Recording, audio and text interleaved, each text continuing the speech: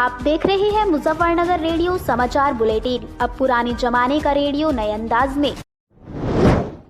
थाना चरथावल क्षेत्र में मामूली बात को लेकर दो पक्षों में विवाद हो गया। विवाद के दौरान दोनों पक्षों में मारपीट हो गई, जिसमें एक पक्ष ने दूसरे पक्ष के दो युवकों को मारपीट कर घायल कर दिया।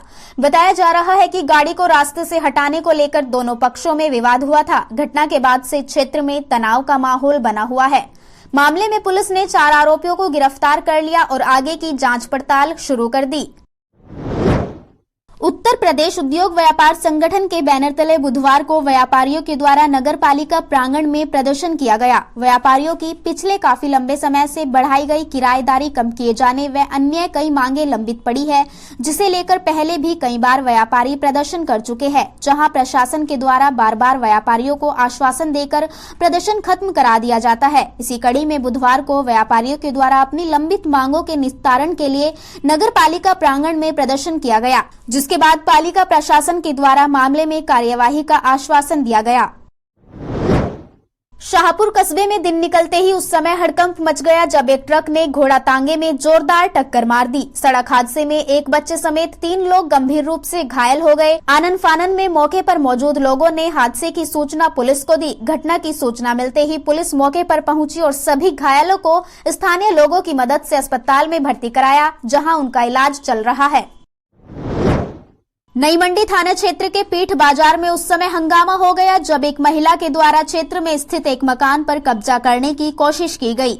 महिला की सूचना मिलने पर मकान मालिक के पुत्र ने मौके पर पहुंचकर हंगामा करना शुरू कर दिया। बताया जा रहा है कि राकेश चौधरी का पीठ बाजार में मकान है, जहां उनका पुत्र रहता है।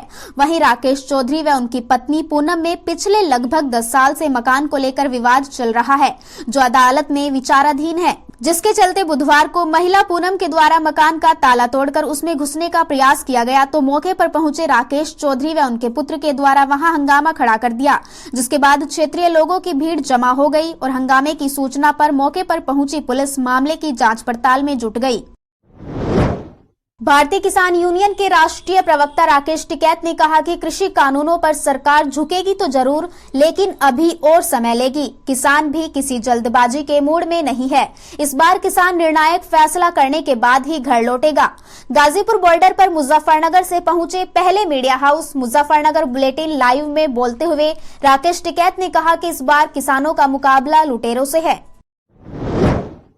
देश में कोरोना वायरस को हराने के लिए साल की शुरुआत में टीकाकरण कार्यक्रम की शुरुआत की जा चुकी है। अब जल्द ही टीकाकरण के दूसरे चरण की शुरुआत होगी, जिसको लेकर सरकार का बड़ा फैसला सामने आया है।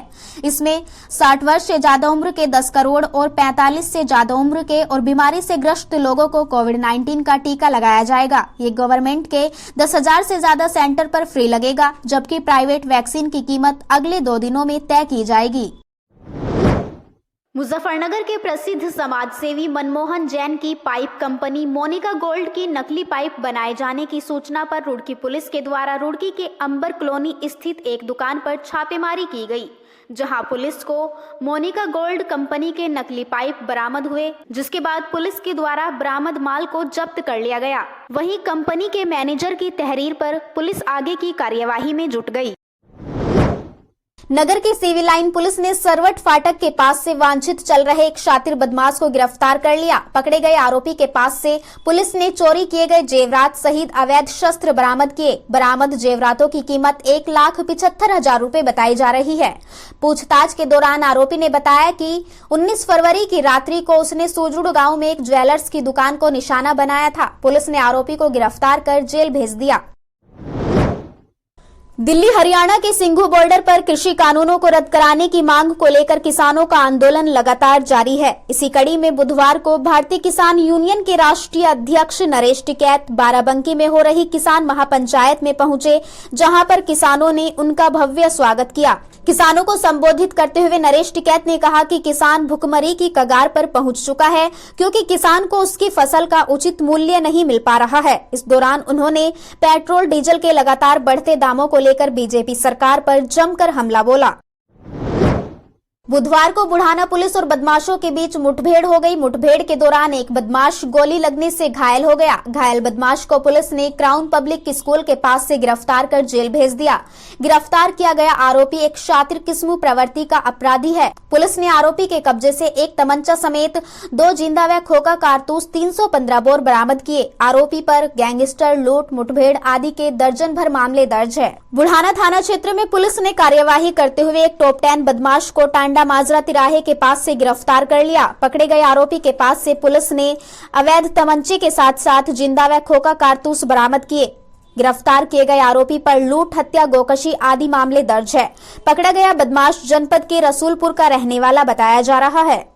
आप हमारे इस रेडियो समाचार को सुनने के बाद हमारे चैनल को सब्सक्राइब करना ना भूलें। साथ ही इसको शेयर कर बेल आइकन पर भी क्लिक करें। अब आप दिन भर की खबरें हमारी वेबसाइट www.muzaffarnagarBulletin.co.in पर भी देख सकते हैं। धन्यवाद।